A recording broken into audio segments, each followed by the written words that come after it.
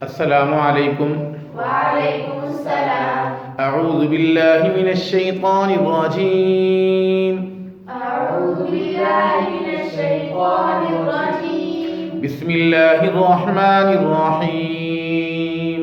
بسم اللہ الرحمن الرحیم۔ تختی نمبر 13 مدات۔ تختی نمبر 13 مدات۔ تختی نمبر 13 مدات۔ تختی نمبر 13 مدات۔ بچوں آج ہم تختی نمبر 13 مدات پڑھیں گے۔ بچوں آج ہم کون سی تختی پڑھیں گے؟ تختی نمبر 13 مدات۔ بچوں آج ہم کون سی تختی پڑھیں گے؟ تختی نمبر 13 مدات۔ بچوں حروف مدہ 3 ہیں، الف، یا اور واو۔ یہ آپ جو ہے حروف لین کی حروف مدہ کی تختی میں آپ پڑھ چکے ہیں۔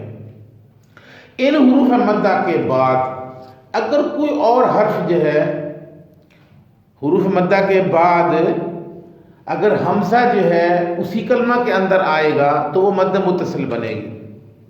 حروف مدہ کے بعد اگر حمزہ دوسرے کلمے میں ہوگا تو وہ مد منفصل ہوگی۔ حروف مدہ کے بعد سکون اگر لازمی، یعنی کہ سکون جو ہے بشکل جزم یا بشکل تشدید، آپ نے جزم اور تشدید کی تقسیم میں پڑھا کہ سکون جو ہے اگر لازمی ہو، یعنی کہ اس کا جو ہے پڑھا جانا جو ہے وہ لازمی ہو، تو وہ جو ہے مد لازم کہلائے گی۔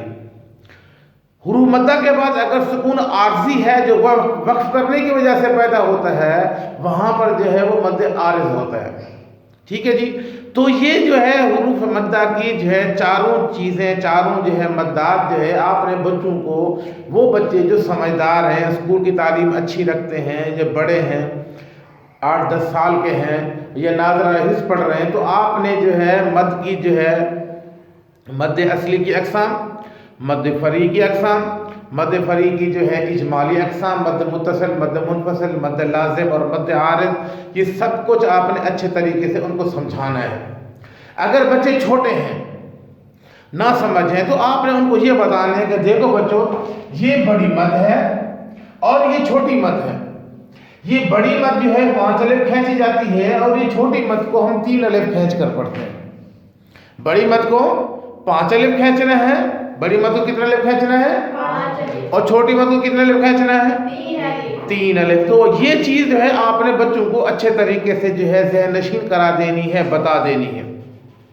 ٹھیک ہے جی، اور اس کے بعد جو ہے آپ نے اس تختی میں آ کر جو ہے بچوں کو جو ہے جوڑ کرنے کا طریقہ اور جو ہے ان کو ملانے کا طریقہ اور اسی طریقے پر جو ہے مدات کے کھینچنے کی مقدار، یہ ساری چیزیں آپ نے جو ہے بچوں کو اچھے طریقے سے ذہن نشین کرانی ہے۔ ٹھیک ہے جی، اور اس کے ساتھ ساتھ ایک بات اہم جو میں آپ کو بتانا چاہ رہا ہوں وہ یہ ہے کہ جب ہم جزم کسی حرف کے اوپر ہو اور اس کا ہم جوڑ کر رہے ہوتے ہیں، جیسے حمزہ با زبر اب ہے، تو جوڑ کرتے وقت ہم جو ہے اس جزم کو نہیں پڑھتے۔ جزم والا حرف تو پڑھا جاتا ہے لیکن جزم نہیں پڑھی جاتی۔ اسی طریقے پر جس حرف کے اوپر تشدید ہوتی ہے، ہم تشدید والا حرف تو پڑھتے ہیں لیکن تشدید کا نام لے کر یا جزم کا نام لے کر ہم اس کو نہیں پڑھتے۔ ٹھیک ہے نا؟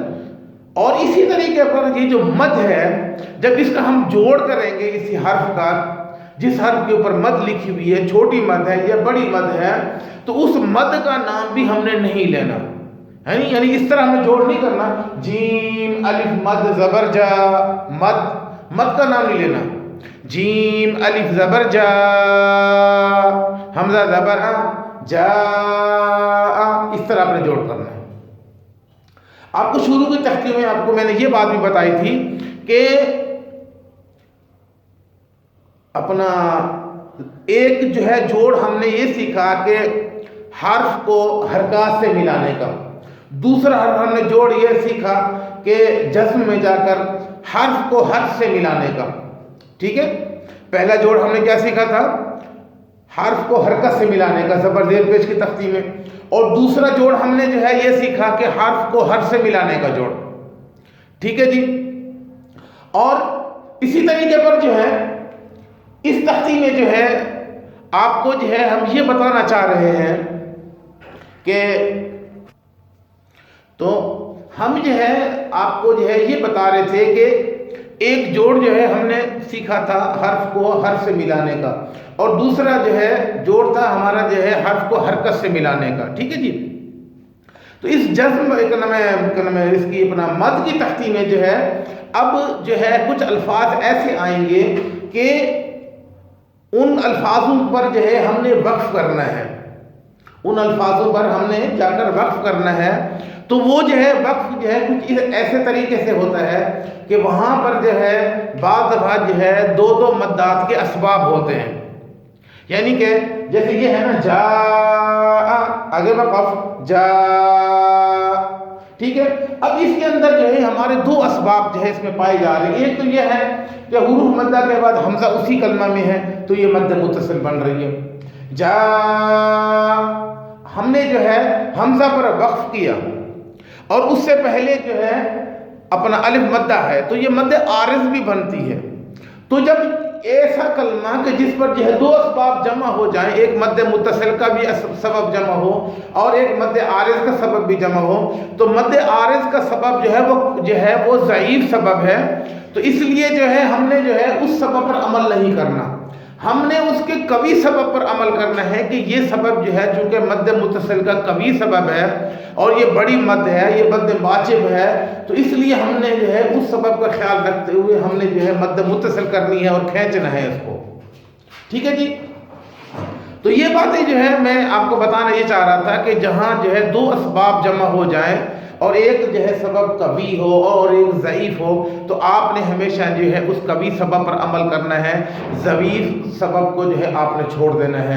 یہاں پر کچھ الفاظ ایسے ہیں کہ بہت زیادہ مشکل ہیں، تو ان الفاظوں کو آپ نے اچھے طریقے سے جو ہے بچوں کو اس کا جوڑ، اس کا رواں، ملانے کا طریقہ، مدات کے کھینچنے کا طریقہ، پھر ان پر جو ہے وقف کرنے کا طریقہ، ہر ایک چیز کو تفصیل کے ساتھ آپ نے بچوں کو جو ہے سمجھانا ہے، اور اس کے ساتھ ساتھ اس بات کا بھی خیال رکھنا ہے کہ آپ کی جو مدات ہیں ان کی مقدار جو ہے وہ ایک جیسی ہونی چاہیے، کھینچنے کی مقدار جو ہے وہ ایک جیسی ہونی چاہیے۔